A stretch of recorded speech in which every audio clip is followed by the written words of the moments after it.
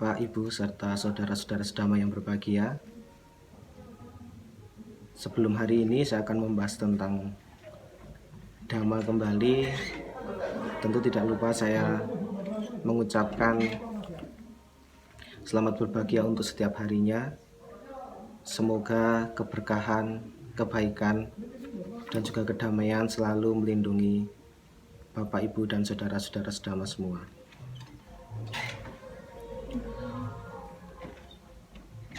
Materi yang hari ini akan saya sampaikan adalah cara mendapatkan berkah kebahagiaan dalam hidup. Mengapa materi ini menurut saya jauh lebih penting? Karena tentu sebelum hari ini, minggu-minggu yang lalu saya sempat membahas mengenai dua hal yang sangat-sangat penting, yaitu adalah bagaimana upaya kita menghilangkan dan juga meredam sebuah kekotoran batin yang pada akhirnya akan menjadi hal yang penting untuk dilakukan, dan kebahagiaan itulah yang menjadi sebuah tujuan. Dan satu materi lagi yang sempat saya sampaikan adalah kebahagiaan duniawi dan juga kebahagiaan non duniawi, yang jelas berintikan semua pada pengamalan dan praktek dhamma yang memang menjadi kesungguhan kita dalam hari-hari yang sudah kita pilih untuk menjadi seorang praktisi dhamma. Tentu dalam hidup ini semua makhluk, baik itu dari latar belakang yang berbeda, intelijensi, maupun dari tingkat pendidikan yang berbeda, ada satu hal yang menjadi tujuan, ada satu hal yang menjadi sebuah cita-cita yang ingin kita capai. Satu kata itu adalah bahagia. Hampir setiap orang membahas tentang bahagia itu merupakan berkah dalam hidup. Tetapi, apakah ketika kita mengharapkan sebuah kebahagiaan, mengharapkan kedamaian dan keberkahan itu salah? Tentu saya menggarisbawahi bahwa cita-cita dan upaya kita untuk menjadi bahagia itu sama sekali tidak salah. Namun ada satu hal yang perlu menjadi bahan perhatian kita, yaitu adalah cara mencapai bahagia itu.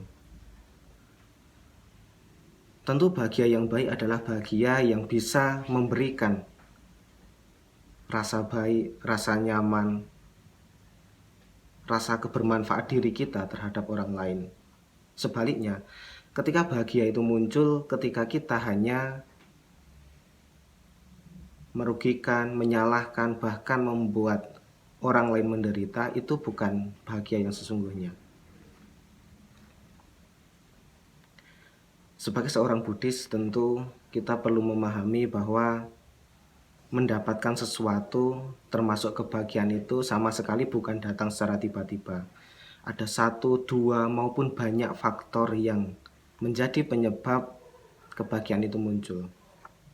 Sebagai contoh, misalnya ketika kita berulang tahun, kemudian kita mendapatkan hadiah dari rekan, dari keluarga, dari pasangan, dari sahabat, maupun dari orang-orang yang dekat dengan kita, itu sebuah berkah. Begitu juga ketika kita mendapatkan mobil, motor, handphone atau smartphone yang baru, tentu itu sebuah keberkahan, tetapi kita perlu berasumsi bahwa hal yang kita miliki itu tidak semata-mata datang secara tiba-tiba. Untuk mendapatkan perhatian dari orang pun kita perlu berupaya untuk bisa memperhatikan orang lain terlebih dahulu.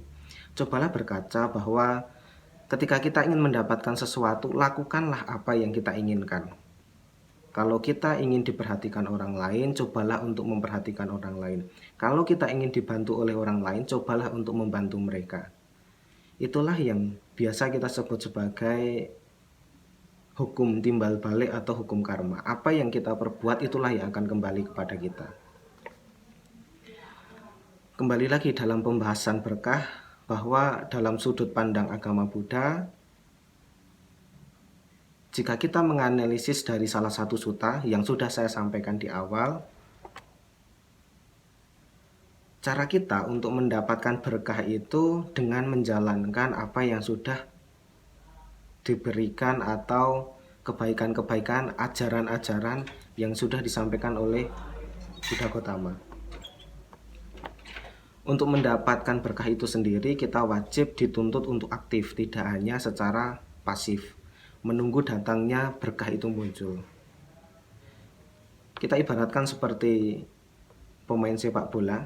Ketika kita hanya bermain sebagai pemain sepak bola itu, kita hanya menunggu bola, maka kita akan sulit berkembang. Tetapi bagaimana caranya kita bisa berperan aktif dalam sebuah permainan itu? Sama halnya ketika kita mengharapkan berkah itu muncul, maka perlu peran aktif kita secara sendiri untuk merealisasi berkah itu. Dalam salah satu sutta dijelaskan bahwa tak bergaul dengan orang dungu dan bergaul dengan para bijaksana itulah berkah utama. Itu secara nyata menjelaskan bahwa ingin mendapatkan keberkahan kita harus secara aktif bergaul dengan orang-orang yang bijaksana. Maksud dari orang dungu ini bukan berarti pendidikannya rendah ataupun tidak mengenyam bangku pendidikan yang lebih dibandingkan dengan orang lain. Tetapi orang yang dungu di sini dimaksudkan adalah orang yang tidak bisa membedakan mana yang baik dan mana yang benar. Selain itu, ketika kita bergaul dengan orang bijaksana, bijaksana di sini berarti adalah orang-orang yang mampu melihat segala sesuatu dengan sebaik-baiknya. Tahu, kalau dia melakukan kebaikan, maka hasilnya baik. Dan sebaliknya, ketika kita melakukan keburukan, hasilnya juga buruk. Jadi saudara-saudara sedama, dalam Manggala Sutta itu tidak pernah dituliskan bahwa keberkahan itu muncul secara tiba-tiba, tetapi keberkahan itu muncul secara aktif. Maka apa yang harus dilakukan sebagai umat Buddha yang benar-benar berpegangan kepada Buddha Dhamma? Di momen ini saya akan membagikan istilah berkah.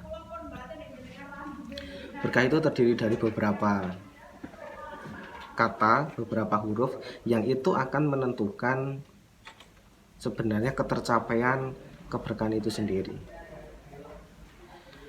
Nah, yang pertama, B yang pertama berarti banyak-banyak berbuat baik.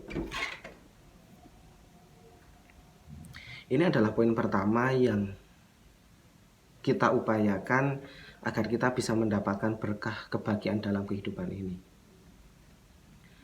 Perbuatan yang dimaksud adalah perbuatan melalui pikiran, ucapan, dan perbuatan.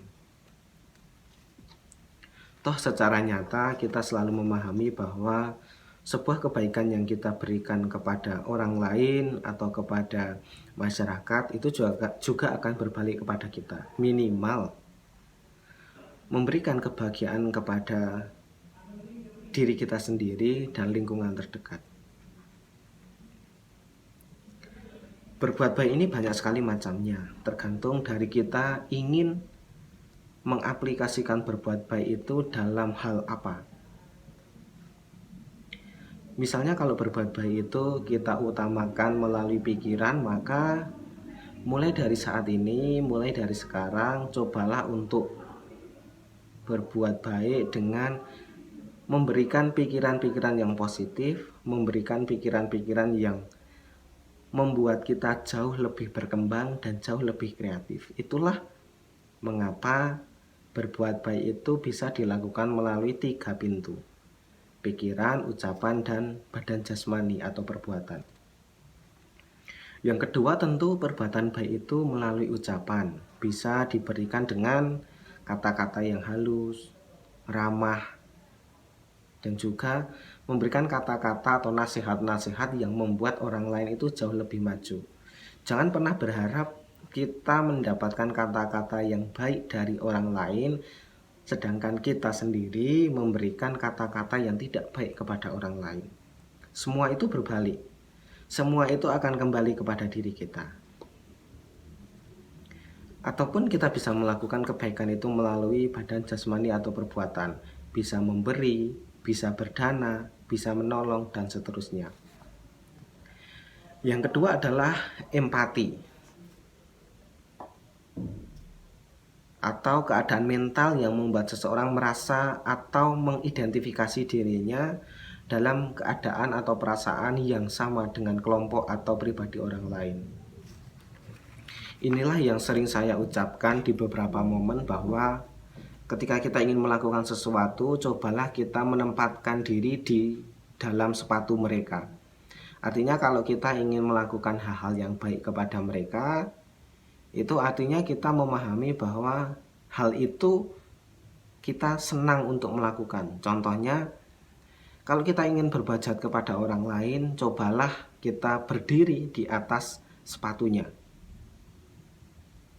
Tentu kita tidak suka dan kita akan selalu tidak merasa nyaman ketika kita diberikan hal-hal yang negatif dari orang lain. Itulah yang sebenarnya memberikan makna bahwa empati ini kita harus merasakan apa yang mereka rasakan. Itu akhirnya bisa memunculkan berkah yang jauh lebih baik. Yang ketiga adalah rajin. Sikap rajin ini sangat penting, tidak hanya secara duniawi namun juga spiritual untuk mengembangkan kebajikan. Ya, rajin itu tidak hanya secara duniawi, artinya bekerja dengan rajin, kemudian melakukan pekerjaan atau melakukan tugas-tugas dengan rajin, tetapi rajin yang memiliki persamaan dan harus dilakukan adalah rajin melakukan kegiatan-kegiatan spiritual yang membuat kita lebih kuat dalam menghadapi persoalan dalam hidup. Tentu banyak yang bisa dilakukan ketika kita ingin berbuat baik atau kita ingin memberikan semangat.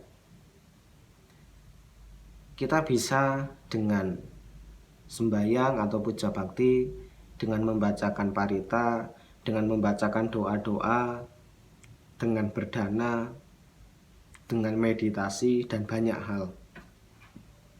Dan itu harus dijalankan dengan rajin. Yang selanjutnya adalah K atau kawan baik.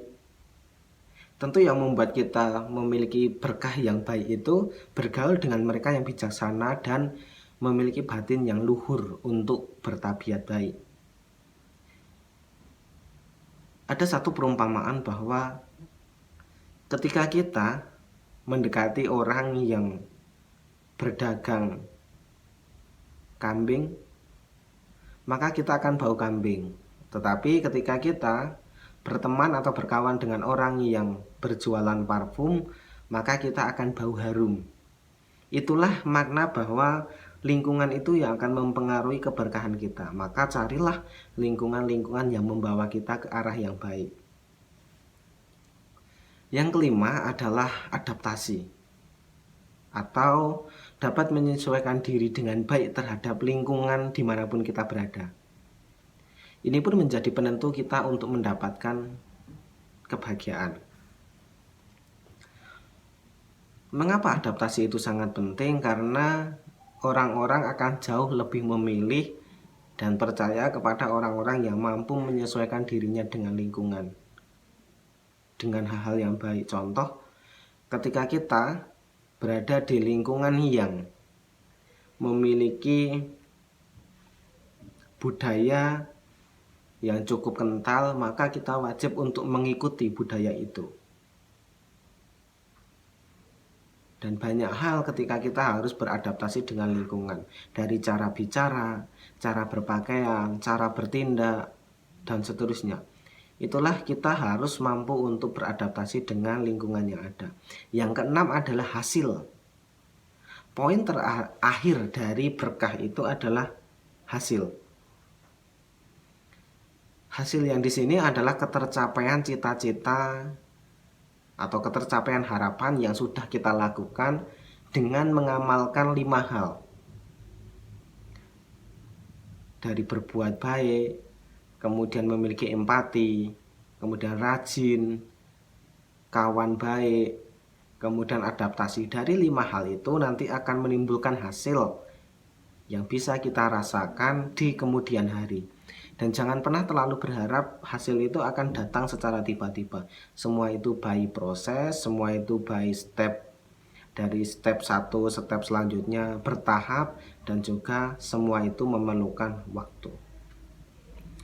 Semoga Dhamma sharing yang saya berikan ini memberikan manfaat, memberikan inspirasi dalam kita selalu menghayati ajaran-ajaran kebaikan yang telah kita lakukan, hingga nanti kita bisa mencapai keberkahan dan juga kebahagiaan tertinggi, yaitu nibbana. Terima kasih atas perhatiannya. Saya selalu menghimbau semoga kita selalu menjadi pribadi yang lebih dan lebih baik lagi.